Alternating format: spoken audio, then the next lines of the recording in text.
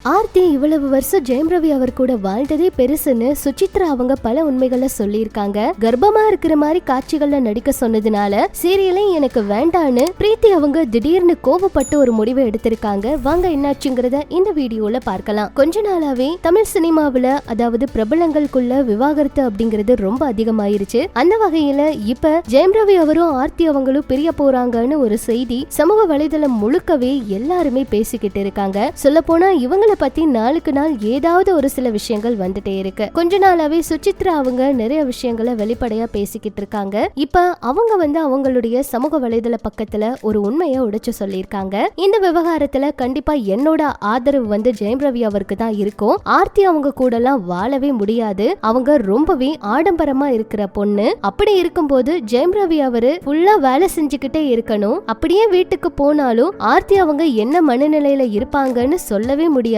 ஏதோ அவங்க அழகா இருந்ததுனால இத்தனை வருஷமா அவங்களுடைய முகத்தை பார்த்துட்டு வாழ்ந்துட்டாரு. ஆனா அழகு எத்தனை நாளைக்கு இருக்கும்? அது மட்டும் இல்லாம ஜெயம் ரவி அவங்களுடைய குடும்பம் மத்தவங்க மாதிரி இல்ல. சினிமாவில ரொம்ப கஷ்டப்பட்டு முன்னுக்கு வந்திருக்கிறாங்க. அவங்களோட குடும்பம் எப்பவுமே மற்றவர்களை மதிக்கிறவங்க அப்படிங்கிற மாதிரி ஒரு சில விஷயங்களை அந்த வீடியோல உடைச்சு சொல்லியிருக்காங்க. ஆனா அவங்களுக்குள்ள என்ன பிரச்சனை? உண்மையா இந்த பிரச்சனை நடந்திருக்கா? உண்மையா பிரிய முடிவெடுத்திருக்காங்களா? இந்த வதந்திகளுக்கெல்லாம் முற்றுப்புள்ளி வைப்பாங்களா அப்படிங்கறத பொறுத்திருந்து தாங்க பார்க்கணும். ஆனா நாளுக்கு நாள் அவங்கள பத்தி ஏதாவது ஒரு செய்தி வெளியாகிட்டே தாங்க இருக்கு. இப்படி இது ஒரு பக்கம் இருக்க, நல்லா போயிட்டு இருந்த சீரியல்ல திடீர்னு பிரீத்தி அவங்க விலகினது எல்லாருக்குமே அதிர்ச்சியை கொடுத்திருக்கு. சீரியலோட கதையும் ரொம்ப நல்லா இருக்கு. சொல்ல போனா டிஆர்பியும் ரொம்ப நல்லா இருக்கு. ஏங்க இப்படி ஒரு முடிவெடுத்தீங்க அப்படின்னு சொல்லி ரசிகர்கள் அதிர்ச்சியாகி போயிருக்காங்க. ஆனா இதுக்கான காரணம் பாத்தீங்கன்னா இவங்கள கர்ப்பமா இருக்கிற மாதிரி ஒரு சில காட்சிகள்ல நடிக்க சொல்லியிருக்காங்க. அந்த மாதிரி காட்சிகள் எல்லாம் என்னால நடிக்க முடியாது அப்படின்னும், அந்த மாதிரி நடிக்க ரொம்பவே தயக்கம் காட்டுனாங்க அப்படின்னும், இந்த காட்சிகள் எல்லாம் வேண்டான்னு சொல்லிதான் அவங்க சீரியல்ல இருந்து விலகிட்டாங்க அப்படிங்கிற மாதிரி ஒரு சில தகவல்களை சொல்றாங்க.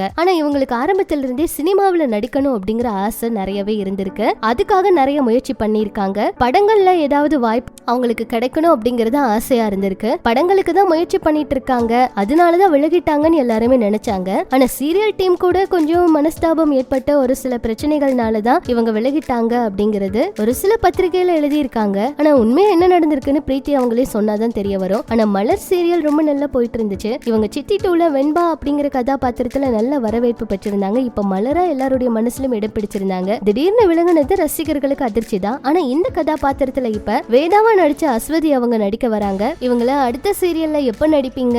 மோதலும் காதலும் சீரியல் முடிக்கவே கூடாதுன்னு ரசிகர்கள் கேட்டுட்டே இருந்தாங்க. ஆனா இந்த சீரியல் முடிஞ்சதுமே உடனே மலர் சீரியல்ல இப்ப அவங்களுக்கு வாய்ப்பு கிடைச்சிருக்கு. சோ மலர் கதாபாத்திரத்துல இவங்க எப்படி நடிக்க போறாங்க? சீரியலோட கதையை அடுத்து எப்படி கொண்டு போக போறாங்க, என்ன நடக்க போகுதுன்னு வெயிட் பண்ணி பார்க்கலாம். இதெல்லாம் பற்றி உங்களுடைய கருத்துக்கள் என்னவோ அதையும் சொல்லுங்க.